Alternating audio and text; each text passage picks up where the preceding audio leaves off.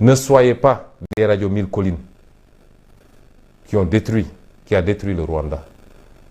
Nous appelons à beaucoup plus de responsabilité. Parce que souvent on se plaint que lorsqu'il y a des manifestations, que les manifestants se tournent contre des organes de presse. Je le dénonce, je le déplore et je dis ici que nous n'avons jamais donné un mot d'ordre pour attaquer un organe de presse, a fortiori un journaliste qui ne fait que son travail. Mais quand on devient un support qui distille la haine du matin au soir, les insultes contre d'honnêtes citoyens, des pères de famille, des leaders d'opinion, ne soyez pas surpris que cette haine se retourne en moi ou en autre contre vous.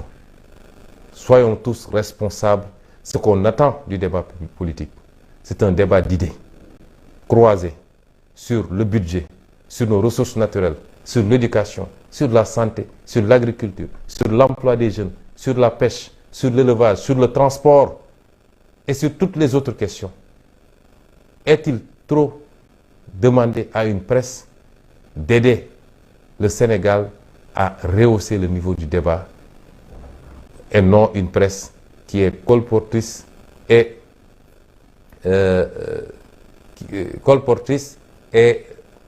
qui passe tout son temps à transmettre des insultes, des messages de haine, de diffamation, d'attaques sur la vie privée. Ce Sénégal nous appartient. Travaillons à le stabiliser. Travaillons à en faire un Sénégal de paix, d'amour et de respect réciproque.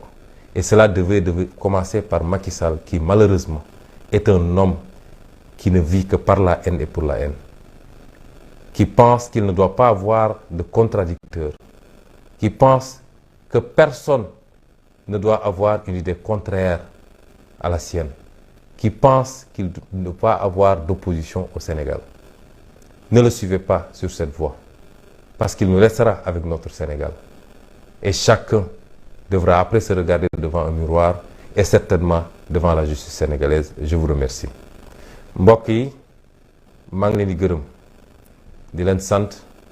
di leen nuyu kenn ku nekk fi nga ne wax naa ko keroog léeg-léeg dinaa wax door sama wax ci kàllaama nasaraan ndax yàlla dafa def dañoo bëri ñu ñuy déglu di ñu seetaan fépp ci àdduna bi te ñaare dañuy bëri lu ñuy ñaxtu ci lu ñu mënul dégg li ñuy wax moo tax ñu defee ko nii mbokk yi li ñu dund tey ñun ñëpp ko dundandoo Sénégal yëngatooti na ma jàpp ni nag nii fii leeg 2024 Macky di fi jóge Sénégal dina jafe mu jóge ci yëngatu lu dul moom Macky Sall delloosi na xelam ba xam ni moomul nit ñi moomul Sénégal mu jox kenn ku nekk cër bi mu ko war a jox bu boobaa Sénégal dina nekk ci dal nekk ci jàmm mu yeggali mandaam bu demee dem jotee mu dem. maa ngi dooree sama kàddu nag ci massawu askanu Sénégal yépp waaye it di jaale ñi nga xam ne mbokk ñi nga xam ne seen bakkan rot na tey ndax yëg nañ ni ñetti bakkan rot na te ñetti bakkan yépp Macky Sall moo leen faat moom ak gendarmerie ba ca njëkk mu nga faatoo fii Colobane laaj naa tur gi jotaguma ko muy ab xale boo xam ne nee nañ ma fukki at ak juróom la amoon yàlla def mu xawoon a ànd ak matadi ci ay cër nee nañ ma fi mu nekkoon tëdd fa te ay matelas ne fa la alkaat yi dem sànni la grenade lacrymogène mu taal néeg ba taal matelas ya mu lakk fa ba médecin moo doon waxal sànq ci téléphone nee na ma buñ la wonoon fi mu nekk fiñ ko fekk doo ko mën a xool loolu mooy police su Macky Sall ak gendarmerie Macky Sall ñu koy jaale waa këram yeneen ñaar ña ñu nga faatoo Casamance kii Bignona kii Ziguinchor te leen faat mooy gendarmerie moo jël balle réelle dóor leen ko ci ñoo xam ne boo demee Bignona manifestation amu fa woon manifestation bi Ziguinchor la woon nga ñëw fekk ay nit ci seen siège alkaati ba ci niñ ma ko waxee dafa jël temps yépp chargé fetalam toog visé defar ba mu jekk mu dóor ko bal bi ci biir bi ko xale yi di yóbbu yenn di yóbbu hôpital ngeen jéggal ma wax leen ma wax ni ma koy waxee nee nañu butit yi da doon lang. loolu noo koy tuddee lu dul assassinat. nga dellu fële Ziguinchor ñu jël ay bal réel dóor nañ ko ñetti nit kenn ki ci faatu ñu ngi ko dóor ci baat mi ngi tudd Idrissa Goudiaby ki faatu Bignona moom moo tudd Abdoulaye Diatta. Idrissa Goudiaby mi ñu faat ca Ziguinchor ñu ngi ko dóor bal ba ca baat bal réel. ñeneen ñaar ñi nee nañ ñu seen dund fi mu ne nii menacé wul waaye kenn ki ñu ngi ko dóor bal ba ca gannaaw keneen ki ñu ngi ko dóor ci tànk ba ñu ngay doog a génn bloc opératoire. foofu nag di ngeen ma may ma taxaw tuuti parce que sénégalais il faut ñu xam li xew. Casamance dafa dund lu métti ci ay ati at yàlla def ñu dem ba tey loolu jeex na mennum Macky Sall moo koy utiliser di ko politiquer. waaye lan moo tax saa su ñu nee manifestation am na doo dégg mukk ñu ne dóor nañu bal réel Mbàkke wala def nañ ko Ndar wala def nañ ko Ndakaaru waaye Casamance juróomi nit yu génne di manifester ñu dóor leen bal réel parce que loolu mooy gis-gisu Macky Sall jàpp na ni Casamance du nit tey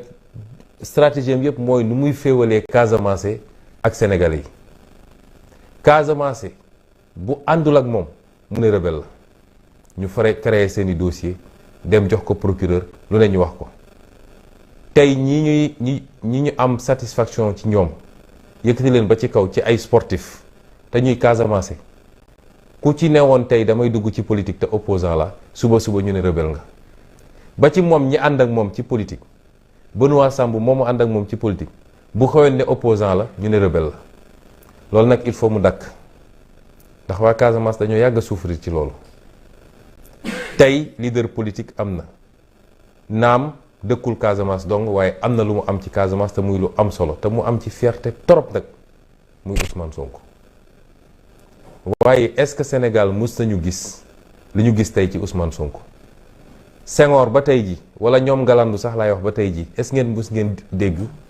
ñu attaqué homme politique ci waasoom ci ethnie bu mu bokk. est-ce que mus ngeen gis ñu attaqué homme politique ci région bu mu bokk. te bis bu ne suba ngoon jot ngeen dégg ko dinañ ma xas samay mbokk. est-ce que Sénégal mus ngeen gis ñu attaqué homme politique naan ban diine la bokk ban tarixa la bokk kan mooy sëriñam guléet ci Ousmane Sonko. est-ce que mus ngeen gis homme politique ñu attaqué ko ci vie privée am di wax lu bon ci ay waajuram di wax lu bon ci ay soxnaam di wax lu bon ci moom suba bu guddi jot ci Ousmane Sonko la mës a am. te li gën a doy waar mooy suñuy mbokk journaliste ñoom ñooy doon les relais. wax naa léegi ci français ñaare dara am ci manifestation ñu songu ay organe de presse ma koy ñaawlu di ko naqaru yàlla mi ma tiim xam ne ni musuma toog ba wax nit na nga attaqué journaliste wala organe de presse waaye nit boo xam ne da nga njaboote ci bépp fànn bis bu ne ab journal dem ut nit boo xam ne leer la ko ni dafay ñëw saaga nit kooku nga talal ko micro ne ko saagal ba sa xol sedd loolu nga xam ne Macky Sall ko fi andi muy fexe ba noonoo ak mbañeel rek mooy nekk diggante Sénégal yi ngal la waaye yéen la presse bu leen dugg ci loolu la ñuy xaar ci presse mooy ñu fexe ba suñuy waxtaane dëkk bi nañu waxtaane fu kawe mooy mbay bi fuñ ci toll napp gi fuñ ci toll càmm gi fuñ ci toll école bi fuñ ci toll paj mi fuñ ci toll lii ñu yàlla may ci wërsëg muy pétrole gaz or zircon fan lañ ci toll ndaw ñiy bëgg a liggéey te amuñu liggéey fan lañ ci toll loolu mooy débat politique mais xëy su bu ngoon jot am Ousmane Sonko andil Ousmane Sonko loolu bu leen doon rajo mille collines Rwanda le ko taal presse da cee bokk saa soo waxee nag coow li bëri waaye nañu delloo suñu xel réew mi ñoo ko bokk réew mi ñoo ko bokk Macky day dem bañu fi nañu seet nu ñuy doxalee te rafetal kon li xew tey Sikicoor jaaduwut te dafa war a dakk nag te mënuñoo xoqatal waa Sikicoor wala ñu boole leen ak askanu Sénégal ba yaakaar ni wala ñuy leen di essayer boole ak askanu Sénégal ba yaakaar ni loolu dina leen tere def ëllëg suñu wootee waatoon manifestation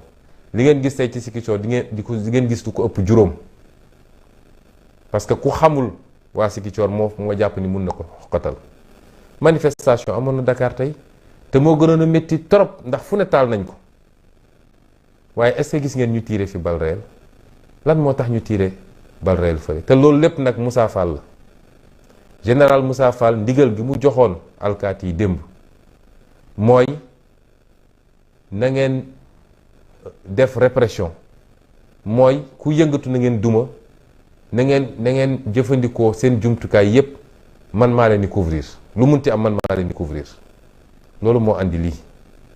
wax naa sànq nag ci sama waxtaan ni fan yu néew ci kanam dinaa dellu si wax leen yéen waa Sénégal li tax Macky Sall def bakkanam ci nguur gi ak li tax ñu mel ni Moussa Fall fas yéene rey seen bopp pour Macky Sall mun a nekk ci nguur gi loolu du waxtaanu tey jox naa leen dig daje ci lu kanam te lu ma leen di wax rek dama leen tegal firnde ak kayit yu leer kon tey li xew li ko andi mooy Yewwi Askan Wi xañ nañ ko ci lu dul dëgg te ñii juróom-ñaari nit ñi ñuy wax sage conseil constitutionnel yi tey suñu tëddee waruñu nelaw de ndax ñi dee ñoom ñoo leen rey waa DG ak Antoine Diome bu ñu tëddee waruñu nelaw de ndax ñett seen bakkan faatu ñoom ñoo leen faat ndax jalgati constitution bi ñu waroon a appliquer ñoom moo andi lii lépp waaye gannaaw bi ñu defee li ñu def ba pare Yewwi Askan Wi ne am naa sañ-sañu manifester sama naqar constitution bi may ko article 8 constitution moo ne citoyen bu nekk am na droit di manifester Macky Sall ne ñun duñu manifester looloo andi lii lépp waaye yéen waa Sénégal jàpp ngeen ñi tey li mu génne ci ay alkaati li mu génne ci ay grenades lacrymogènes li mu génne ci ay oto ak ay chars de combat jàpp ngeen ni loolu bàyyi woon ñu dem daje fi ñu daje ku bëgg a ñëw ci jàmm ñu wax li ñuy wax ne defaraat place ba mu set dem ñibbi jàpp leen loolu gënoon na ko yomb téeméeri yoon du def nañ ko ay fan ci gannaaw est-ce que dégg ngeen coow est-ce que dégg ngeen xeex est-ce que dégg ngeen xuloo est-ce que grenade tàkk na fa est-ce que bakkan rot na fa Macky Sall li tax mu foog ni moom dafa donn réew mi ba yaakaar ni war nañoo mën a imposer lu ko neex saa su ko neexee loolu nag lañ ko tuddul nangooti duñ ko nangu de kon dictature bi mu bëgg a imposer Sénégal moo jur lii te day door nag